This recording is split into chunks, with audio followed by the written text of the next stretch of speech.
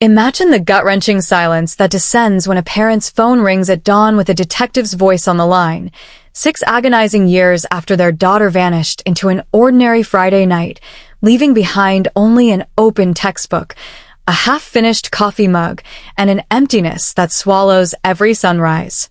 Picture the father's knees buckling as he hears the words, "Remains found in the sewer." The momentary relief that it is not his Sarah crushed instantly by guilt for feeling any relief at all when another family's child, Mei Chin, has been confirmed dead. Then envision that same father, years of hope eroded into quiet despair, staring at a grainy Google Street View screenshot, a shadowy figure struggling with something heavy at a car trunk, white plastic gleaming under the flash of a mapping camera that passed by 2 months after the girls disappeared. This single frozen moment, captured by accident in 2010 and unnoticed until a vigilant viewer flagged it in 2016, ignited a chain of revelations that tore open a 6-year-old wound and exposed a basement prison hidden beneath an unassuming college bar.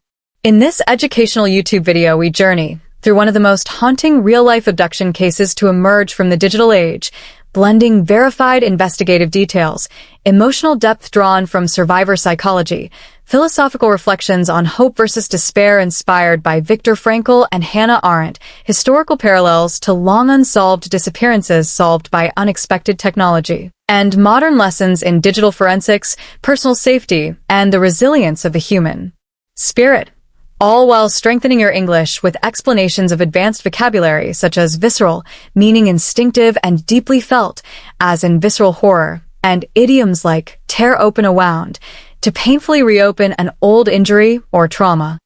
Prepare for an inspiring yet sobering narrative that honors Sarah Thompson, Mei Chin, and every family still waiting, while reminding us that sometimes the smallest overlooked detail, a random street photograph, can become the key that unlocks both justice and healing. In the spring of 2010, Bright College in Aurora buzzed with the restless energy of final exams and approaching summer freedom. Sarah Thompson and Mei Chin, both 20, roommates and best friends since freshman orientation, embodied that youthful optimism as they left Exit Hall dorm on Friday, April 9th, for what should have been a carefree night at Chrome nightclub. Sarah, an economics major with a quick laugh and a habit of highlighting every textbook line in neon yellow, texted her father Mark at 10:47 p.m. "Out with May. Don't wait up, Dad. Love you." Those 12 words became the last trace of her for 6 years. May, studying psychology, was known for her gentle empathy and meticulous note-taking. She had left her coffee mug half full on her nightstand, lipstick still vivid on the rim, a detail that would haunt investigators and parents alike.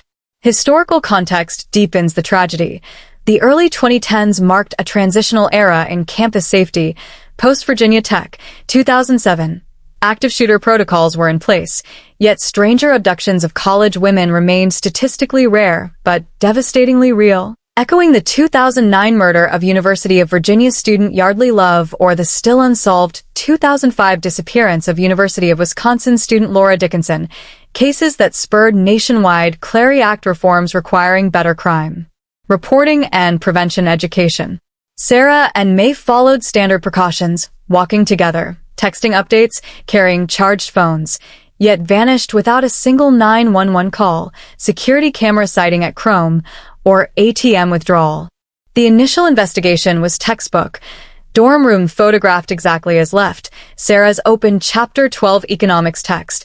May's psychology notes on cognitive dissonance. Cell records showing last pings near the club. Credit cards untouched. Bank accounts dormant.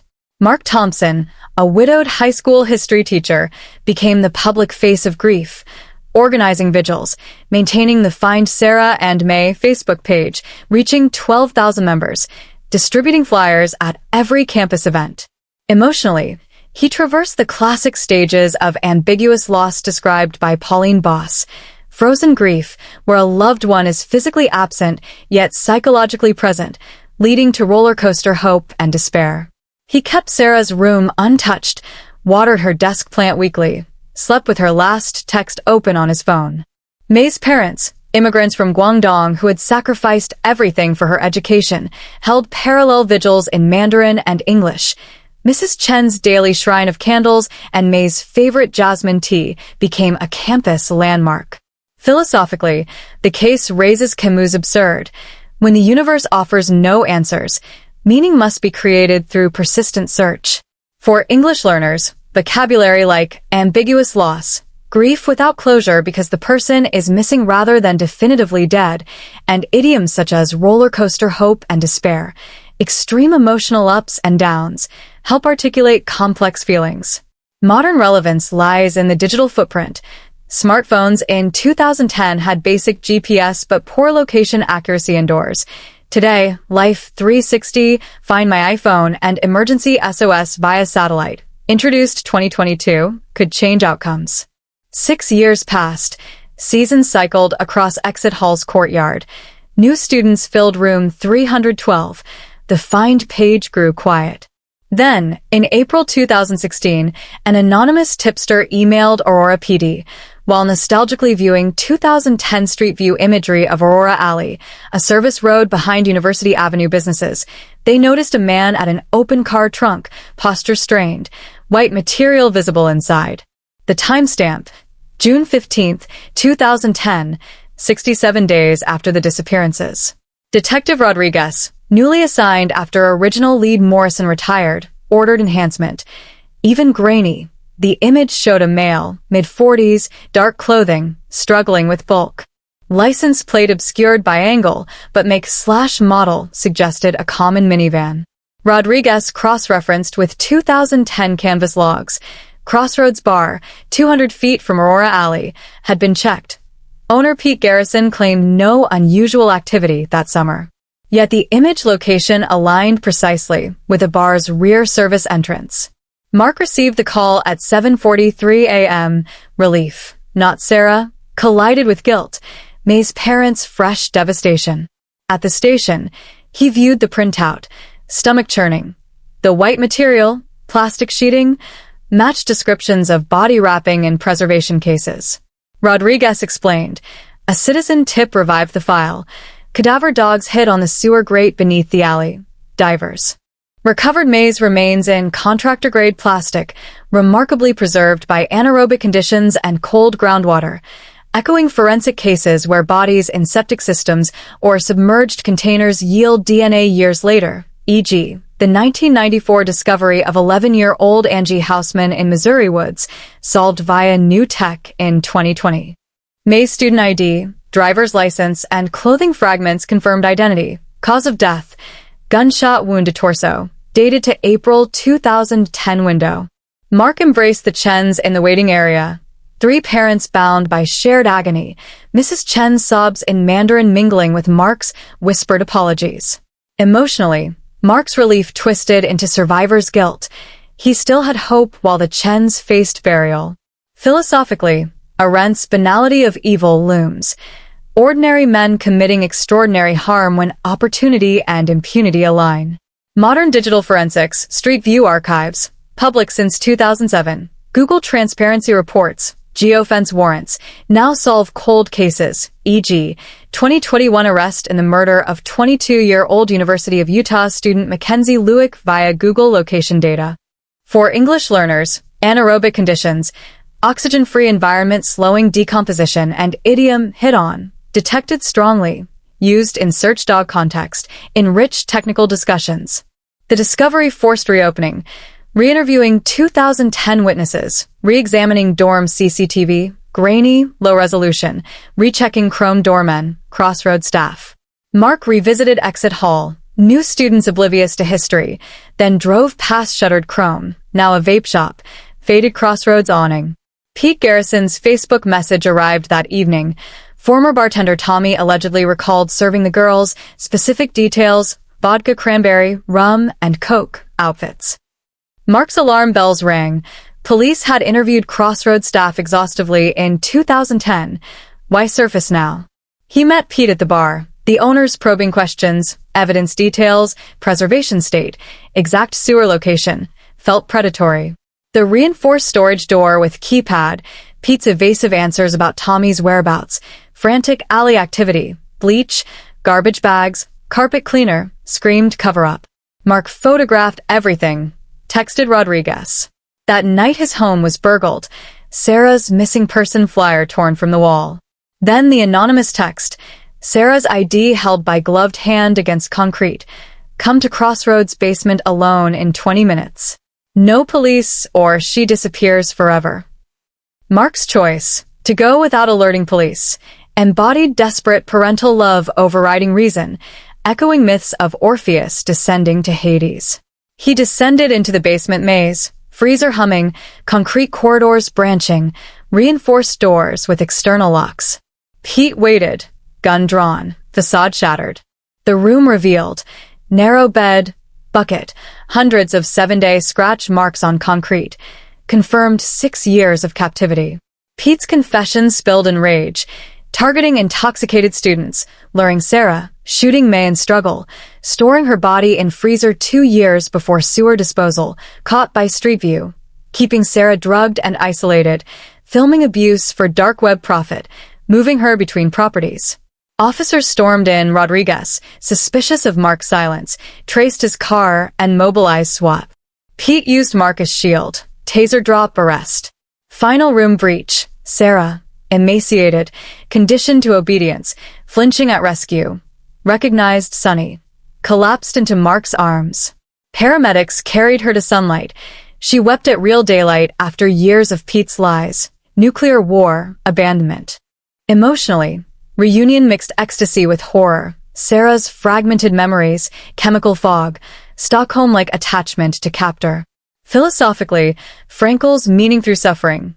Sarah survived by preserving inner life. Mark found purpose in rescue.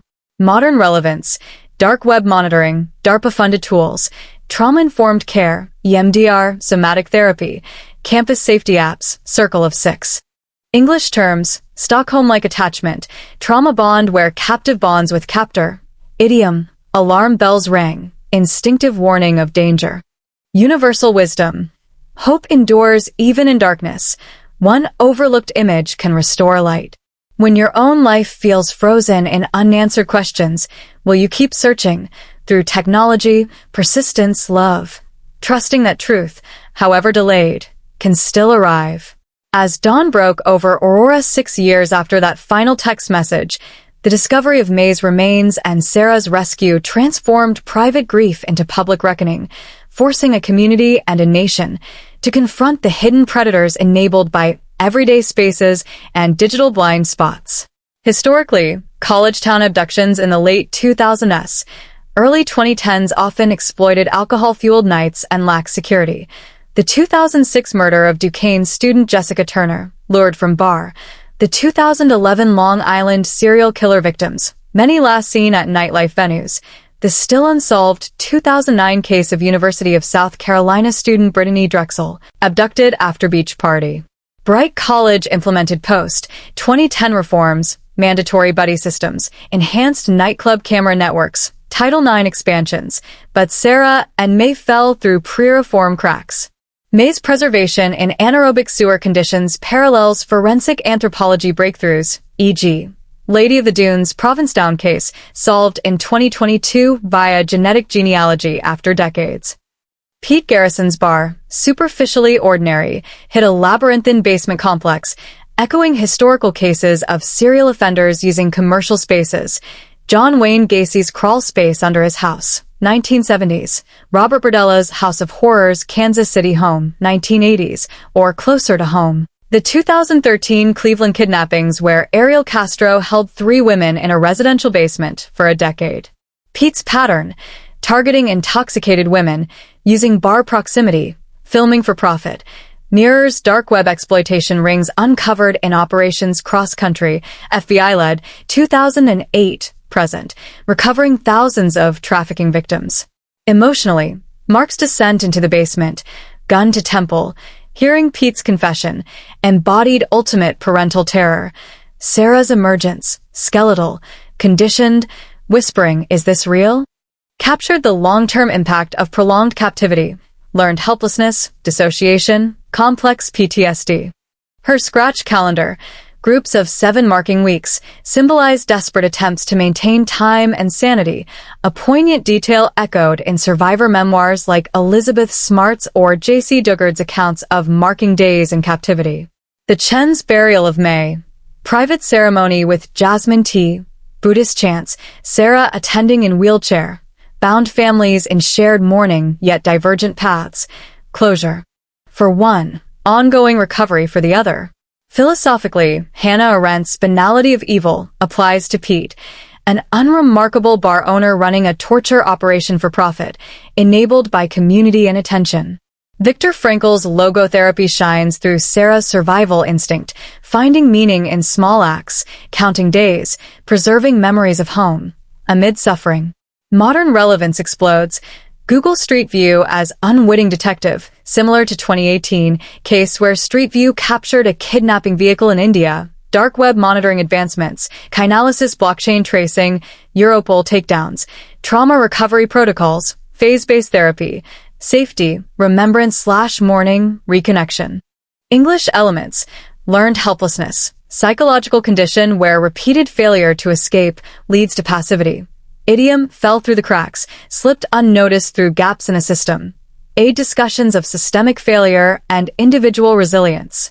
Universal wisdom, evil often hides in plain sight. Vigilance, by citizens, technology, community, can expose it. When you notice something off, a posture, a locked door, a too specific memory, will you act, speak, report? Trusting your intuition may save a life. Reflect on one moment you dismissed unease. How might listening to it change someone's future?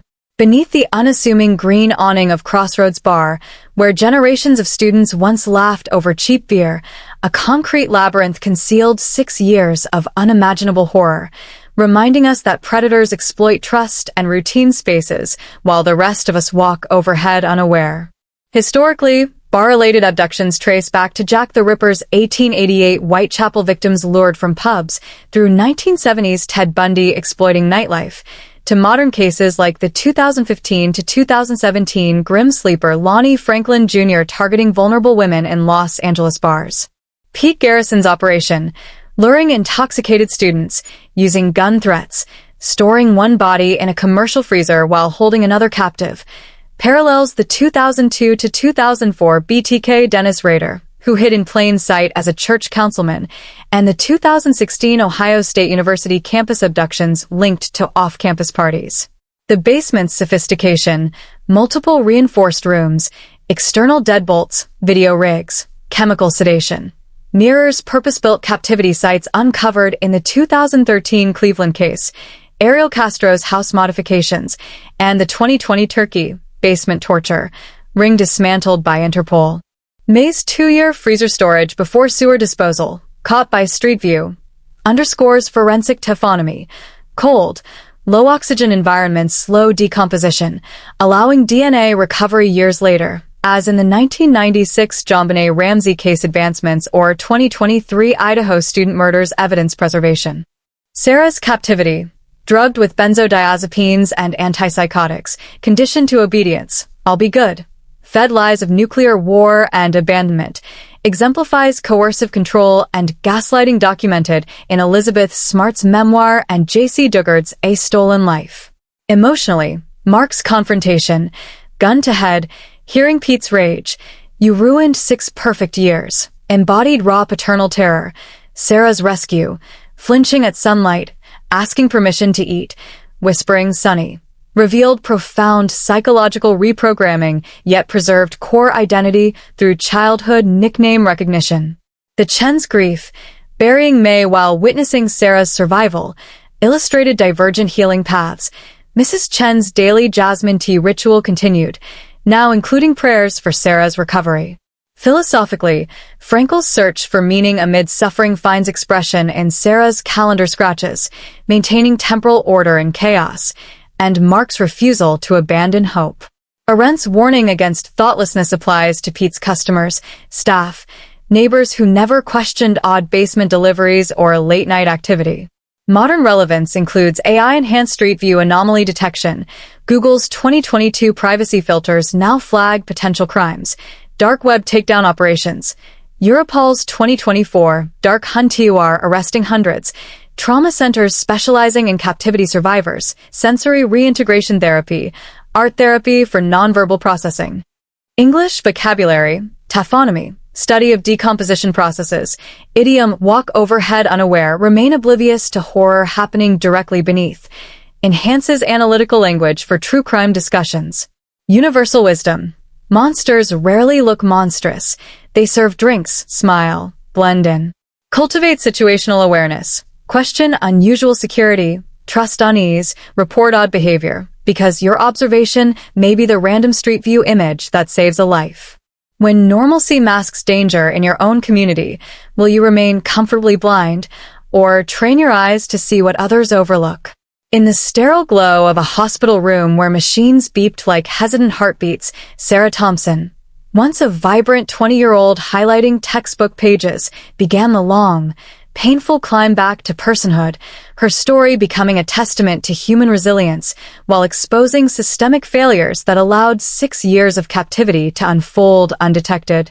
Historically, survivor recovery arcs echo Elizabeth Smart, abducted 2002, rescued 2003, now advocate. J.C. Dugard, 1991 to 2009 captivity, public healing through memoir. Michelle Knight, Cleveland 2002 to 2013, author of Finding Me. Sarah's physical rehabilitation, for nutrition reversing severe malnutrition, vitamin therapies repairing bone density loss, gradual withdrawal from sedatives, paralleled protocols developed post-Cleveland rescues, Cleveland Clinic Trauma Unit. Psychologically, her conditioned responses, asking permission to speak, flinching at sudden noise, believing the world ended, reflected extreme coercive control documented in Judith Herman's Trauma and Recovery, 1992, where prolonged captivity creates complex PTSD with dissociation, shame, and attachment to captor. Mark's bedside vigil, holding her hand, repeating, "Sonny, you're safe," showing old photos, rebuilt shattered trust. The nickname triggered pre-trauma memory networks, a phenomenon studied in neurotrauma recovery, hippocampal reactivation via emotional cues. The Chen's visits, bringing jasmine tea, sharing quiet stories of May, fostered communal healing.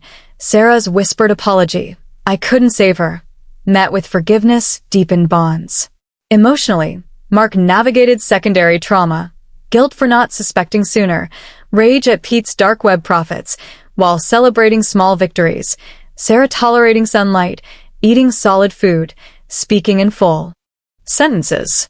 Philosophically, Frankel's logotherapy shines. Sarah found meaning in small acts, counting hospital days, drawing with occupational therapy, eventually sharing fragments of her story with therapists. Arendt's emphasis on narrative testimony applies. Speaking truth to power dismantles evil's normalization. Modern relevance. Teletherapy platforms, BetterHelp, Talkspace, survivor-led nonprofits, RAIN expansions, National Center for Missing and Exploited Children dark web units, legislative pushes for bar security mandates, mandatory cameras, ID scanners, buddy system promotion. English terms, coercive control, pattern of behavior stripping autonomy. Idiom, climb back to personhood, slowly regain identity and agency after dehumanization. Aid, empathetic discourse. Universal wisdom. Healing is not erasure of scars, but learning to carry them with grace.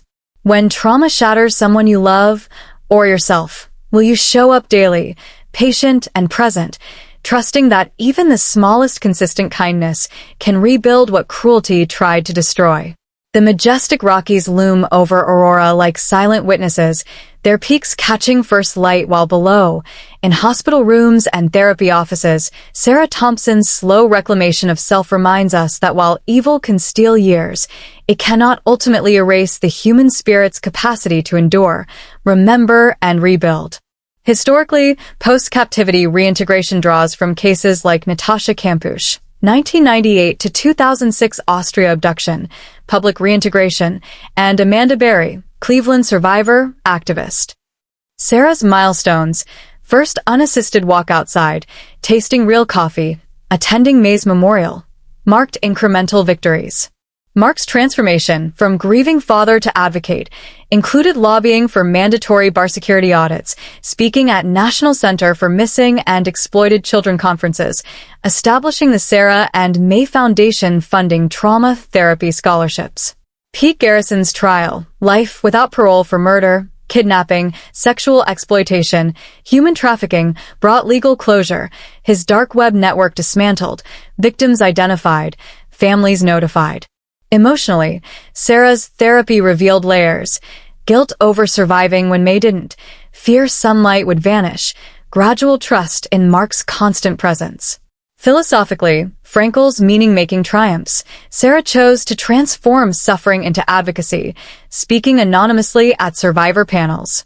Modern relevance: AI-powered dark web monitoring, photo DNA expansions, trauma-informed policing, campus see something, send something apps. English vocabulary: reclamation, act of recovering something lost or taken. Idiom: catching first light, being first to receive illumination or hope. Enriches inspirational narratives. Universal message: darkness can last years, but light returns when one person refuses to stop believing in it.